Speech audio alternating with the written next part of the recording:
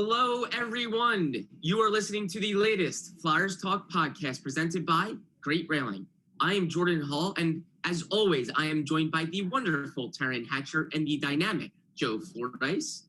Joe, Taryn, a new center has arrived, and the center everyone knows is going to be here for 9 more years because he has an 8-year extension. Sean Couturier, 8 years, $62 million. He was set to become an unrestricted free agent after this upcoming season. The Flyers wanted nothing to do with that. They signed him to an extension, so he will play out the final year of his current deal and then be here for 8 more. And the Flyers also signed Derick Brassard, a center forward, can play a little wing, to a 1-year deal. So a new face and a familiar face. Taryn Hatcher, I will start with you. Sean Couturier, 8 years, $62 million. What did you think of the deal? Do you like it? First of all, I have to say, Jordan and Joe, you guys are both making me feel sorely underdressed for this podcast. I thought I was in a safe space with this being an audio medium, but nevertheless, that's not the... Taryn, what are you representing? It looks like football. I'm representing St. Mary Magdalene's football, which is where my boyfriend played, I believe, middle school football. So just a comfy sweatshirt in my apartment is freezing cold. Not important. That's not what this podcast is about. So Sean Couturier, yeah, I thought honestly, I think most of us were pretty stoked to see that he would be here long term. I thought unless the contract situation became an issue in that like he wanted a ton of money and the flat cap wouldn't allow it, I kind of expected this kind of long-term deal. I thought maybe if there was some, the cap space issues that we're talking about, they might not go, the full 8, but they might do a shorter amount of time, pay him as much as they could for that amount of time, and then talk about an extension later on, which would have not been the ideal situation this is. And I thought for what it's worth, and this doesn't surprise me when it comes to Sean Couturier at all, because he's a we, not a me guy when it comes to everything across the board. It seems like a really fair number. Like, I know here in Philly, he's our Selke Trophy winner, top center, probably our top player. Actually, our top player, I think it's safe to say, distinctly right now. But even so, that number, I know there's other guys around the league who make just astronomical amounts, and people feel like, look at all that Coots does for us, and he deserves that. I saw some of that reaction where people were surprised it didn't break more towards like the 9s kind of a thing, just because he means so much to Philly. But when you look around the league, I did feel like that was a very fair number for the Flyers. I think Sean probably could have gotten more from elsewhere, to be quite frank. I think if he found a team in real need, he probably could have, pushed for some, crazy number. And there might have been somebody who gave it to him on a more short-term basis. But I think the Flyers, I think both sides come out kind of winners in this situation, because it seems like Sean was happy with the decision. He will talk later today, so we'll actually get to hear from him, although he released a statement.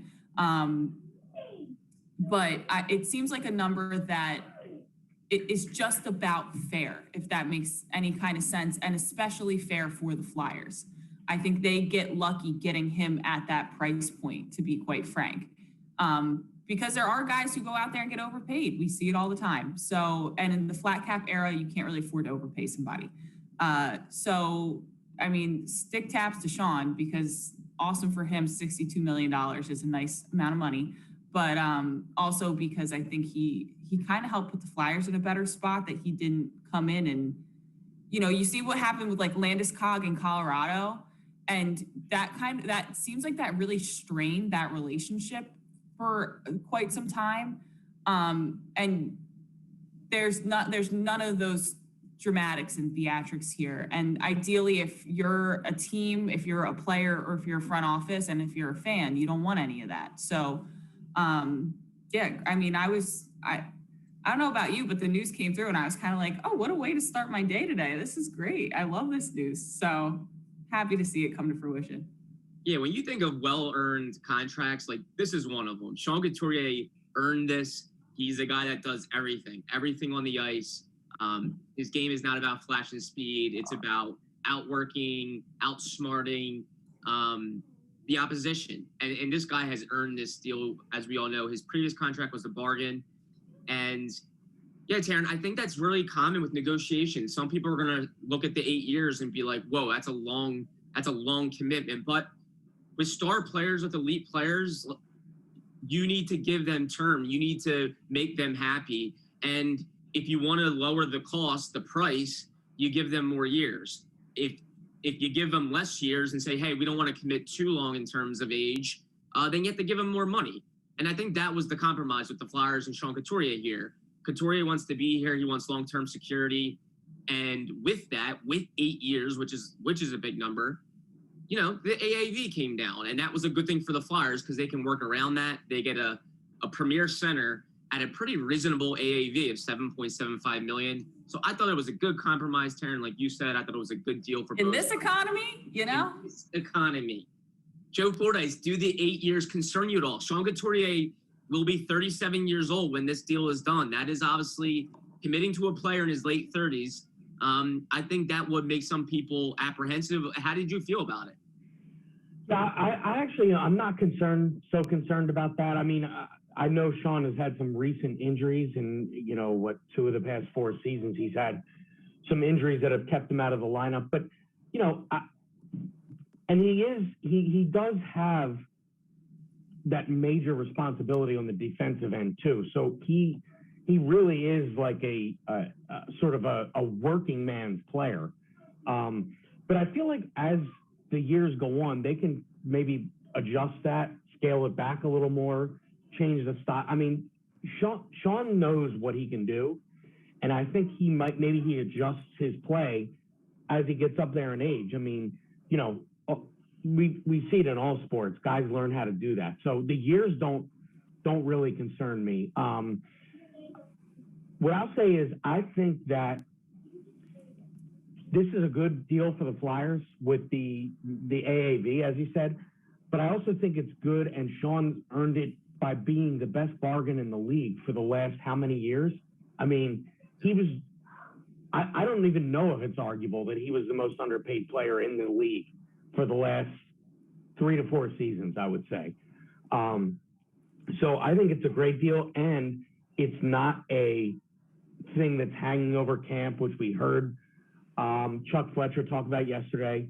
It's not hanging over camp. You don't have Couturier and Giroux entering the last years of their deals in the same season. The Giroux thing, you know, I think that's a great approach to the wait and see, and it seems like that was a mutual approach from both sides. So I think that's good. But the Couturier thing would have been a question all year.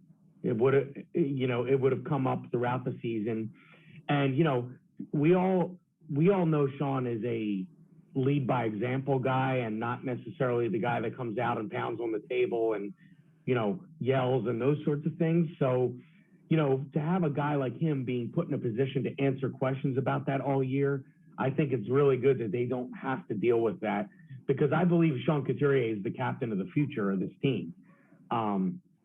So I think it was a great move to get it done now. And there wouldn't be any questions, you know, approaching the trade deadline, whether it'd be great to deal him to a team looking for a rental and all that. All those things that would have been inevitable if he was in the last year of his deal. And those things are now non-factors. And I think that's a huge deal for this team. And I think it's a huge deal for Sean Couturier.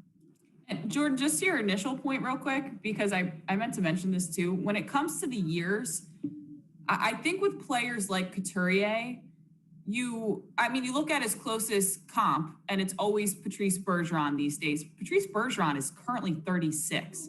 And I think it's a testament to the development of, Patrice is obviously Patrice Bergeron, and he's kind of, I think, who Sean would like to be and model himself after and win all those Selkies. And he's certainly kind of hit that level of center as of the last 2-3 years or so.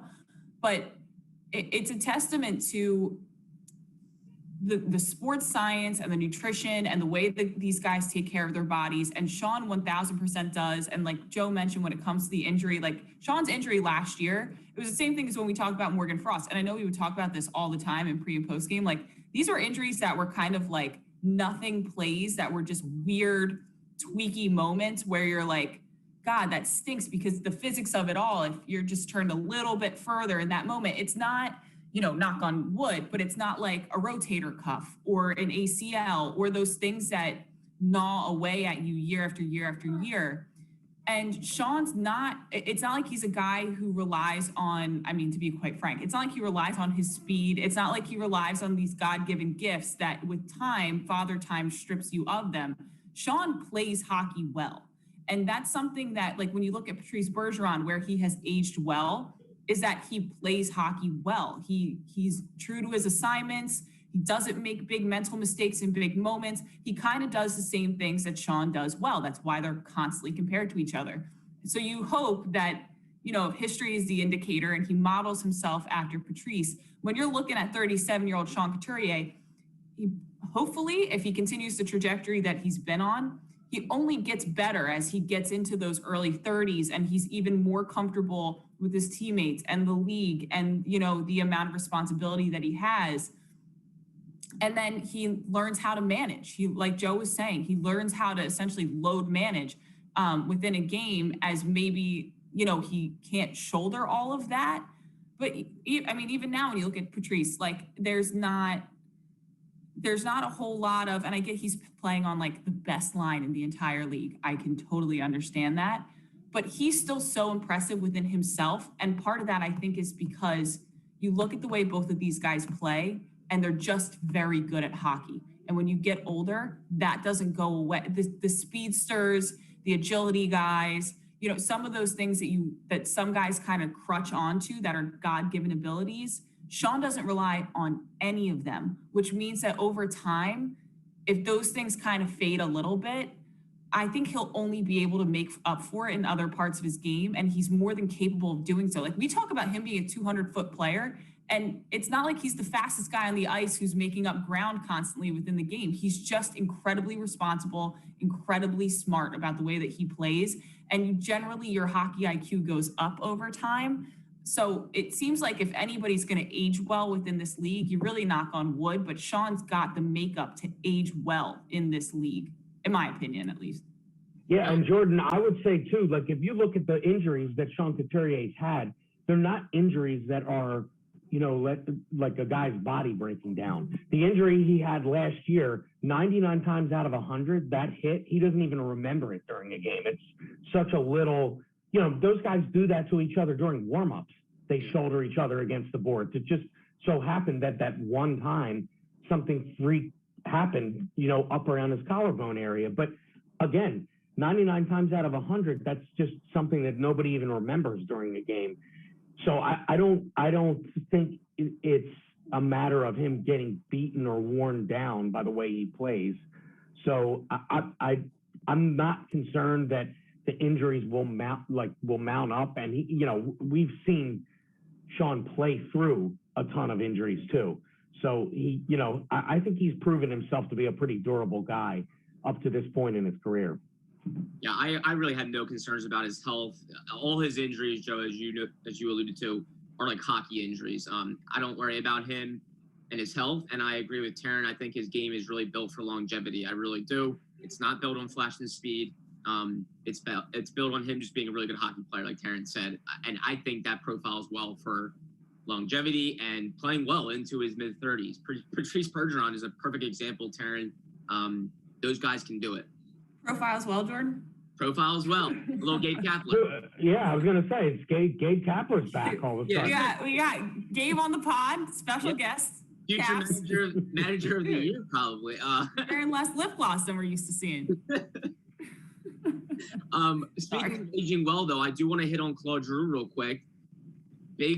That's the other big decision for Chuck Fletcher. I think, as Joe said, he got one out of the way with Sean Couturier. That was the more obvious one. That's a guy I think they knew they were going to be committing long-term to. Claude Giroux, different story. He's 33 years old, been here a long, long time, been very productive, hasn't won yet. I think the Flyers fan base would love to see him go on a long playoff run. They haven't seen that in a little while. But Claude Giroux is the captain, the face of the organization, one of the faces in the entire city of Philadelphia.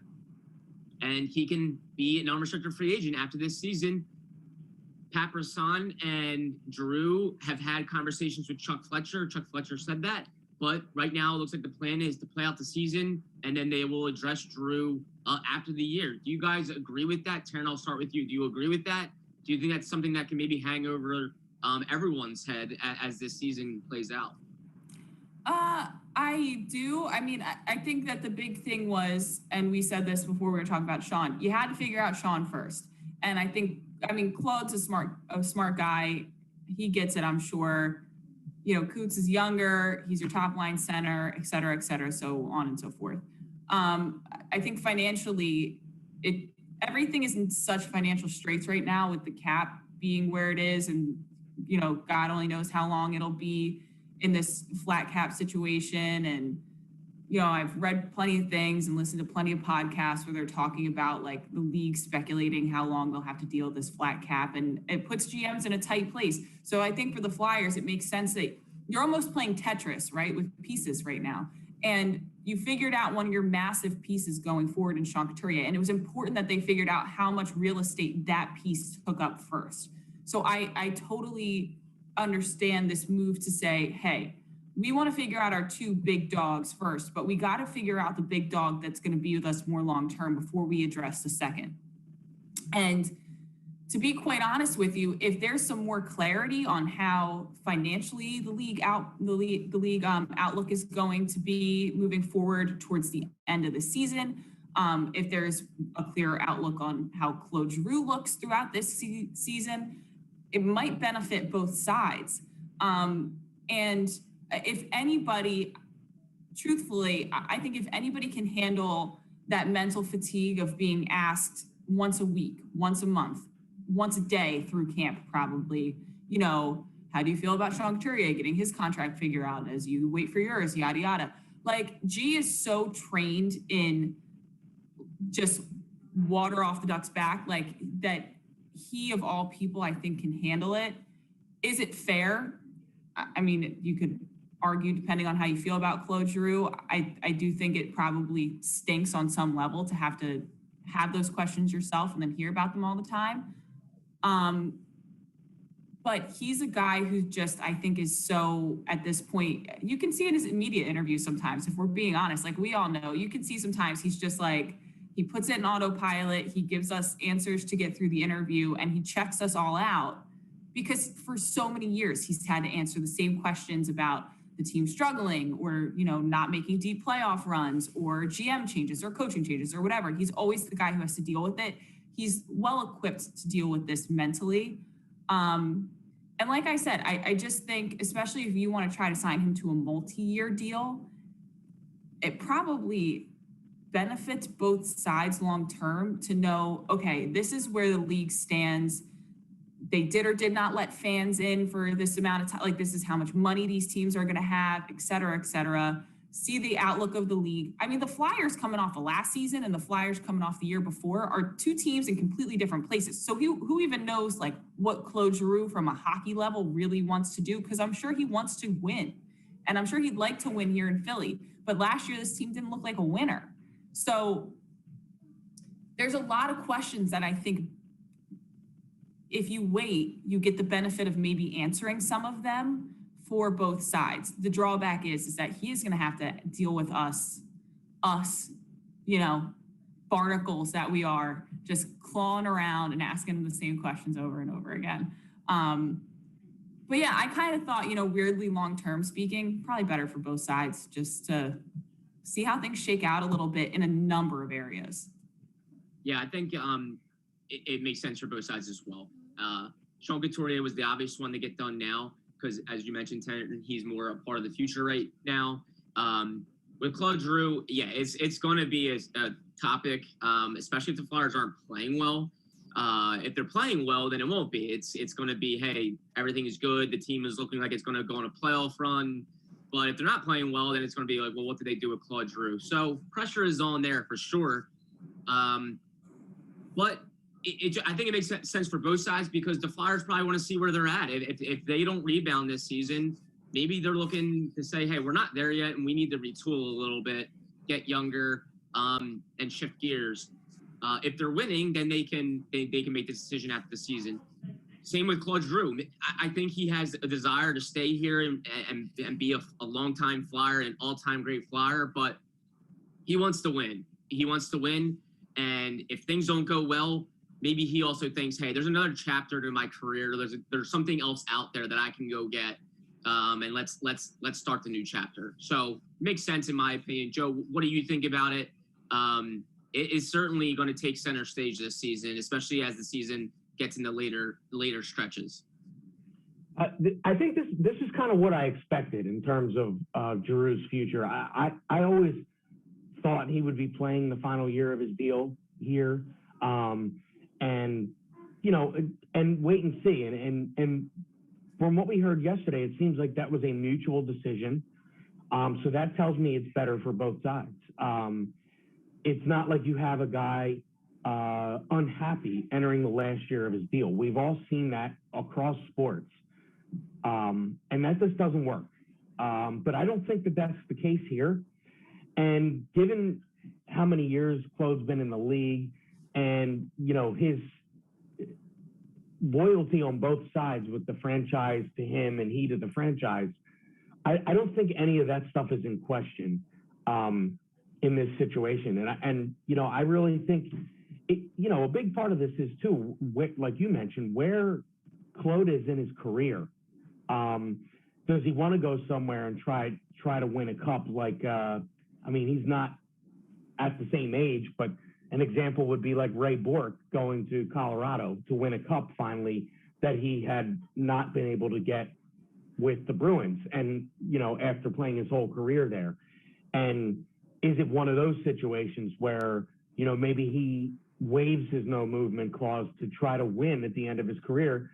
Because as he said, I don't think anything could happen, but I don't think anybody believes this team is a Stanley Cup contender right now.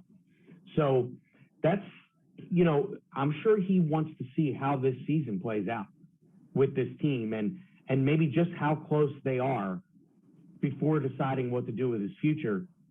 And the Flyers want to do the same.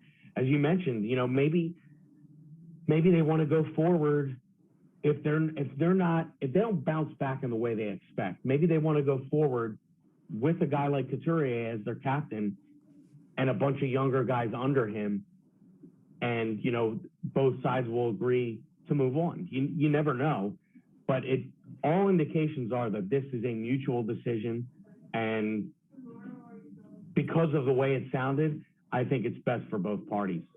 If he pulls a chemo, people are gonna lose their minds though. Like if he pulls a chemo so? team in. Do you think people will lose their minds?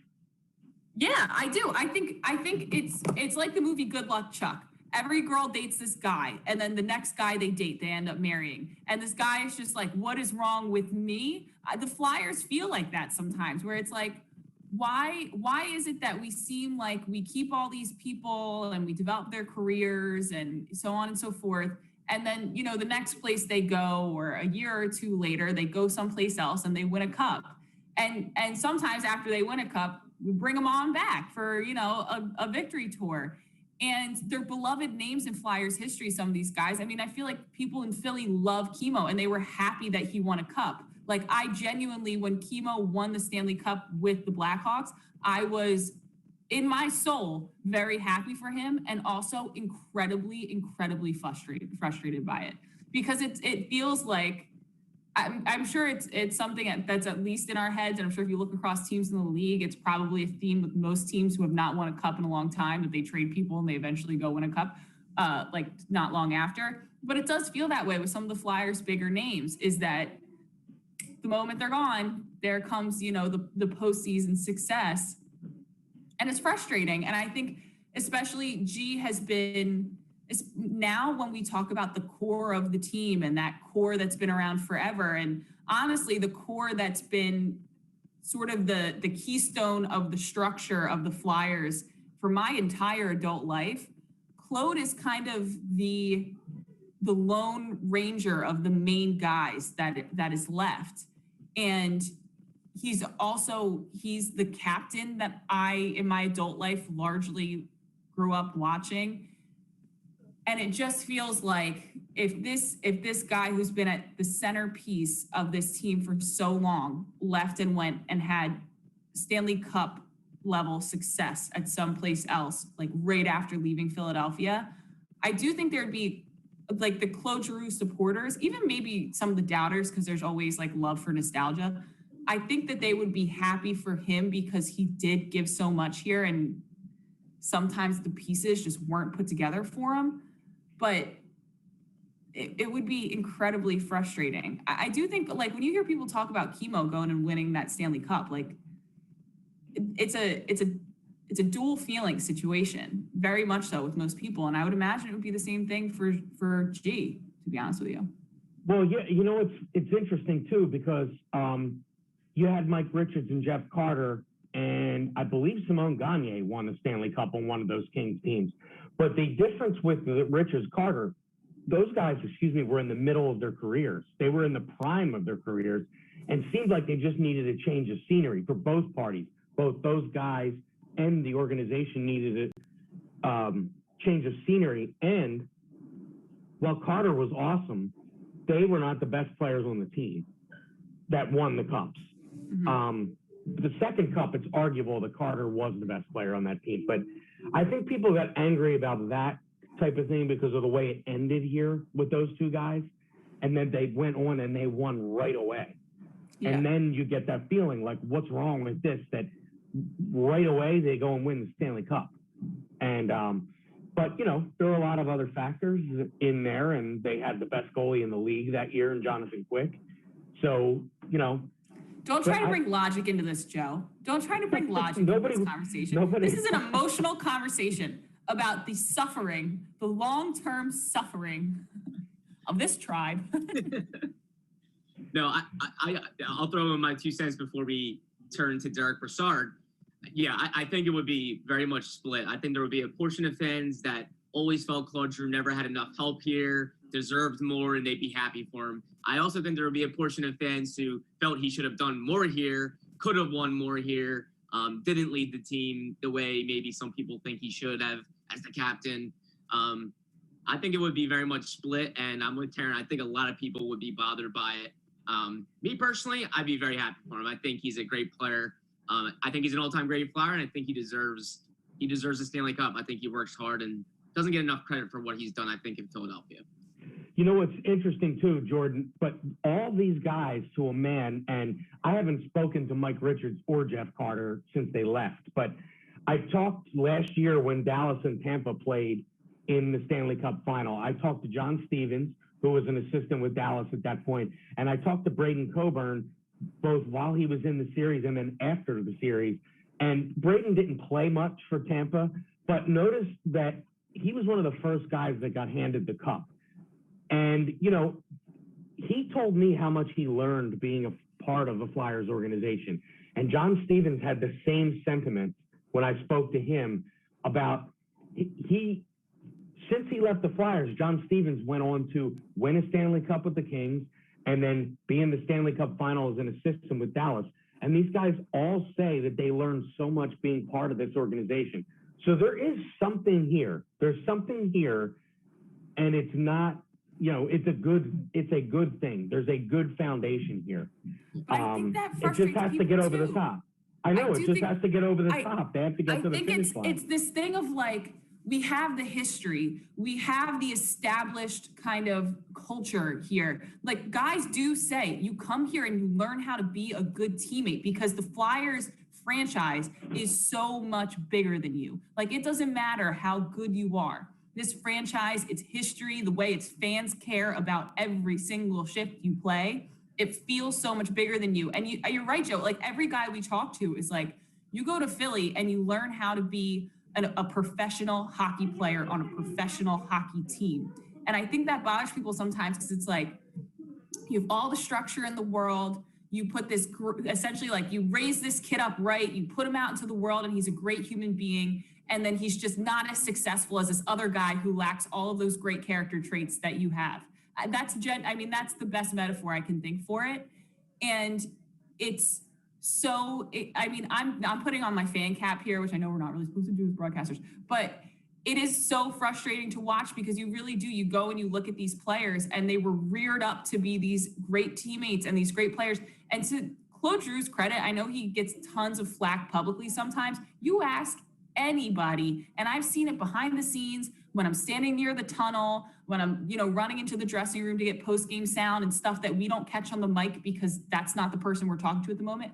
Claude Giroux is a very good teammate. Like, he is good to his teammates. He is very well liked by his teammates and respected by his teammates. And I think sometimes he gives the media like those bland answers I was talking about before because he just has to check out mentally in order to do his job sometimes, like check out from us mentally. But that's not him not caring. He cares a lot. He just knows where to place his care, which is another sign of a guy who knows how to be a true professional hockey player in this league. But I think it makes it more frustrating that it's like, why are we so good at instilling all of these characteristics into guys? I mean, if you talk to, Scott or anybody else who's in Scott's circle who was a Flyer, like they all moved back here to raise their families. There's something special about this place to them. And it's like, right, but you love it so much, but like, can we get a cup too? Like, I think that's just how it feels. And that's the tough part for Philadelphia fans, because you see how much these guys love this city and love this franchise and dedicate themselves to it and are really committed to it. And you feel like they're genuinely trying the hardest they can. Well, maybe last year there might have been some exceptions, but it just feels like, well, why is it coming together for people who maybe don't do all of that work? That's the part that's tough.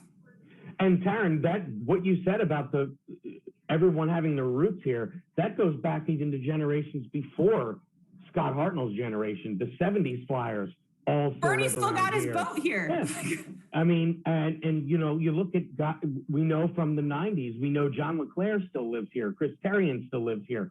All these guys, there's something that draws them back to here. And I'm sure it's not the cold winters. So, they obviously like being around this community. So there's something here. It's just got to get over the finish line. Flyers Talk is brought to you by Great Railing. Stop into Great Railing for the highest quality and lowest prices on all your railing, decking, and fencing needs. Well, speaking of someone that's looking to win and hungry to win, Derick Brassard. He turns 34 years old in September, a veteran guy that signed a one-year deal with the Flyers. He talked the other day and mentioned he really likes what the Flyers have done this offseason. He thinks he has a really good chance to win here. I'm pretty sure we were all surprised by the deal. I think we all thought the Flyers offseason was done. And boom, what do you know? Chuck Fletcher signs a veteran who has played 900 plus games. He now has the most playoff experience on the Flyers roster. And this guy is now in-house. Taryn Hatcher, what did you think of Derick Brassard? So I saw the news come down and literally it was like a record scratch moment. I was like, wait, we're still doing this? Like, we're still out here doing this? And then I was like, I'm looking at the name and I'm going, Derick Brassard, what an interesting move to continue to make a move, like you said, Jordan, was a little surprising. And then I'm kind of like, okay, veteran guy, as you mentioned, most postseason experience on the team. Granted, it was like 5 years ago now, but did have his best season under Alain Vigneault in 2015, 2016, I believe. But just interesting because we talked about, we were making our projected lines for the team over the past few podcasts. And the forward group is so deep and so many guys in it are versatile. And there's a lot of like moving and tinkering that you could already do with all the pieces that you have. So it was a little surprising to add, a really veteran guy who, and we were talking about it before the podcast, and Joe, I don't want to steal your line, but I'm going to because you said it best. A guy who you kind of go, all right, this isn't a guy who's going to be like your healthy scratch most nights. That's not what a Derick Brassard type comes in to do. He's going to want to play. I think it never hurts to add veteran leadership. I mentioned multiple times as we saw the signings throughout the offseason, it has become overwhelmingly evident that Chuck and Elaine wanted to bring in character guys. I think guys that have experience will hold people accountable, can say, I've been there, I've done that. This is what you have to do if you want to win. because I think maybe some of that was lacking last year. It seemed like maybe there wasn't a lot of direction internally, like just from almost like a morale point of view. So, the veteran leadership of it all, I think, can only be beneficial, but definitely when it came down, I was like, did I get an email from another team? Like, I just was a little bit confused, but I mean, hey, $825,000 for a veteran guy who can, really give you some insight into how to be successful in a postseason and has a ton of experience, like, can't hurt. Yeah, and even Chuck Fletcher said it materialized kind of a few days before the signing. It wasn't like it was talked long and hard about for a while. I think the Flyers looked at their depth at center and they felt they were a little thin there still, and I think they were too. You look at it, Nate Thompson is an older guy that, let's be real, he's probably an extra forward or maybe a fourth line center at best right now. He was looking like he was definitely going to be their fourth line center, and do you definitely project him being, an 80-game guy or a 60, 70-game guy? Then you have Scott Lawton possibly in the middle. He can play wing or center. After that, it's like Morgan Frost, who I think the Flyers maybe want to make sure he's developing properly down to Lehigh and ready for when he's ready. So I think they did feel they were thin down the middle, and Derick Brassard suddenly gives you a lot of experience, familiar with Alain Vigneault, and he's going to play. He even admitted he had a team out west that offered him a little bit more money, but he thought the Flyers were a better fit. This guy's going to play. He's going to be here to play. It's not like he's going to be a second-line center or play 17 minutes a game, but he will play, and I think it just really just fuels the competition. Joe, do you like the move? Do you feel like it blocks Morgan Frost? How do you feel about it? I was surprised by the move. And just as a disclaimer, anybody who goes back and listens to our lineup podcast, it was before the Derick Brassard signing. So yeah. I would say, that signing would totally shake up that bottom six stuff. Yeah. So, but yeah, I mean, Derick Brassard played for Alain Vigneault. There's no way Derick Brassard signs here if he doesn't have the assurance that he's going to play. He's not signing on at 34 years old and having played for plenty of playoff teams to be an extra forward. He just isn't. So, I was surprised by it. I'm very anxious to see how this lineup pans out. And I feel like he could be the third line center. Yeah. And I feel bad for Scott Lawton because I feel like he gets kind of shuffled around the lineup just at will. Like, oh, let's just put this guy here, he'll do fine. Put this guy there, he'll do fine. And I feel like it's always Lawton that is the Swiss Army knife. And I feel like that's what's going to happen here again. But I really feel like it really helps their depth. It's a guy who knows how to win. He's going to provide leadership in the locker room. And, as Taryn said, you can never have enough of this type of player in your locker room. And I think his familiarity with the coach. I mean, we've seen guys that have played for Alain Vigneault. He likes to go back to them. The Keith Yandles, the Kevin Hayes, and now Derick Brassard. Guys he's very familiar with. And, those guys are sure to be part of his leadership group and, guys that will that aren't afraid to step up in front of a team and say, hey, we need to do this or we need to do that. When those times in the season inevitably come around. Even the best teams have tough times during the 82-game season. So I think it's a good signing. And I think, as you said, Jordan, I think Nate Thompson's the guy that's going to likely be the extra guy on a lot of nights. And that's a good extra forward. And it's a really good teammate. He's actually played in more playoff games than Claude Giroux, only one more. But he's been in an East final, a West final, and he's going to be a good teammate. He'll understand that. So that's good depth. And, yeah, I don't mind these one-year deals for some of these guys. This is an important season. The fan base is really frustrated. The team hasn't missed the playoffs in consecutive years since the early 90s. They are in danger of doing that. It's an important year, and I think they're supplementing this team as best as they can. I mean, 5 of the acquisitions were alternate captains last season on their respective teams. So the Flyers are putting themselves in a really good spot, and then they can readdress things after the year. whether it goes good or bad. A lot of one-year deals, Taryn. I don't have a problem with that. Do you? No, not at all. Especially, I know we talked about the cap a lot with Claude and with Sean, but in this cap situation, like why, no disrespect to Derick Brassard, like we have talked about nothing but his accomplishments and his character on the show thus far. I think we all have quite a bit of respect for him. But why would you sign a guy like Derick Brassard of a certain age to like a 3-year deal right now in this flat cap era where, you know, who knows, last preseason, all we did was talk about the Flyers defensive depth. And then at the trade deadline, they are looking left, right, and center to try to figure out anything they can do to try to get a defenseman because, you know, things kind of imploded from the inside out when it came to the Flyers D pairs. So I don't think you want to sign some of these guys to multiple year deals and run out of cap space. And then all of a sudden you have needs that you didn't know that you needed and you have no money and no way to go and get them. So I almost prefer like, this is the approach. You sign the Couturiers to 8 years. You sign, you know, the Travis Sanheims to X amount of years. Like you sign the guys that you know you're going to need long term. And you sign the guys who we believe in, but you want to prove it to like 3 to 4 years. And then these kind of guys where you're not sure how they're going to fit, but you think they could be a great addition, but maybe you just need them for this year. Like you do, you sign them to a 1-year deal. And I think worst case scenario, you end up with a Tyler Pitlick, who I think we all missed last year a lot more than most people thought they were going to miss. And, you know, you miss him when he's not there. He was a 1-year guy you would have loved to have for that second year. But even Nate Thompson, like I thought Nate Thompson and Derek Grant at the end of that 2019 or 2020, what year is it? Yeah, at the end of that season. It was the bubble.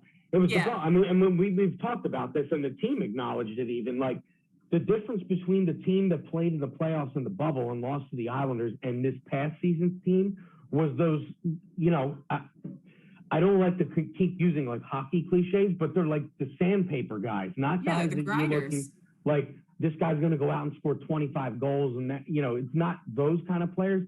It's guys that fill out a fourth line and do the work that nobody else wants to do. Yeah. And, you know, that's what they missed last year. Yeah. And I think you don't, while you love those guys and you need those guys, I still also think it's one of those things where like currently they're the guys who, if anywhere you're going to compromise, sorry, there's a mosquito in my house. If you're going to compromise with years on contracts for the sake of your cap, that's where you choose to compromise. And I think Chuck, to his credit, Chuck was really put on the hot seat this offseason. And I think if you're a Flyers fan right now and, you know, Chuck comes up to you and says, what more would you like me to do? There's not a whole lot you could say. So, and Derick Brassard is even answering that like, well, we could still use a Tyler Pitlick type. And I don't think that Derick plays exactly like Tyler Pitlick, but I think the experience, the character, and just kind of the wherewithal, he knows how to play hockey. He's been in the league for, you know, ever and played, like you said, he's gotten to the final in the West and the East and everything in between. That adds something that you need in that bottom six. So kudos to Chuck, because it's really on the players and Alain Vigneault now to figure it out. He has done everything this offseason. I thought Travis Sanheim said it perfectly the other day. He said, Chuck's done his job, and now it's up to us. He really has. The GM was true to his word and made changes and put the Flyers in a position to be better this season. And that's the end goal, really. And my last point, they're not really blocking prospects. Again, 1-year deals. If they were more years, as Taryn mentioned, I would have a problem with it. But these prospects haven't had a normal year in a while. It's not the end of the world, in my mind, if Cam York, Morgan Frost, Igor Zamola, if these guys develop for a full season finally below the Flyers. Like it's okay if they're in Lehigh finally having a regular year of development. That's not a bad thing. It should prepare them for the following season where the Flyers will look different because these are 1-year deals. So right, and Jordan, think about this. The starting goaltender hasn't played a normal season yet. Mm-hmm. Yeah. Because the last normal season, he came up in the middle of the season, and then you have the 2 COVID seasons. So, he hasn't even played a normal season yet. So there's a lot of that. Yeah. Yeah, and I remember having a conversation with Joel the one day before the whole COVID shutdown in March of 2020. And it was kind of like, what would you like to do here? What would you like the rest of the season to look like for you, et cetera, et cetera. And part of what he said is he was like, I don't want to essentially like set my bar too low. But part of it is I've never played a hockey season this long, and it's obviously not at that level. And some of those younger prospects, you do want them to adjust. I mean, a college hockey schedule is significantly shorter than an NHL schedule, nonetheless an NHL schedule with a postseason. So some guys don't really need it, but some guys do need kind of learning how to take on that extra wear and tear and not taking your foot off the gas, because generally their year is winding down at a certain time of year. And then all of a sudden in the NHL, you're pushing into the most important part of the year when normally you would be able to take off, and people might be like, well, why does that matter? Like, they know what the schedule is, yada, yada. But you think about your life, like think about when you're a kid or growing up and you're used to school ending in June, and that first real job that you have and you have to work through the summer, and you're like, wow, adulthood really sucks. Like it is different. It is an adjustment in your life. You've always had these time markers in your life where you get to give your body a break, you get to mentally take a break. And it's something that these guys have to adjust to. And they'll tell you firsthand if you ask them, like, yeah, normally this time of year, I'm like, done. I'm going on spring break. I'm recovering. I'm doing this, that, and the next thing. And in the NHL, you're heading into the most important time of your schedule. Yeah, a fun and busy all season. That's going to lead to, I think, a fun and entertaining regular season for the Flyers. I think everyone's chomping at the bit for it. I know Chuck Fletcher probably is, given all the maneuvering they've done. Taryn Hatcher is. I know George Fordyce is. Pre and post game live is going to sure be fun. So a great off season for the Flyers in terms of entertainment value. That's for sure.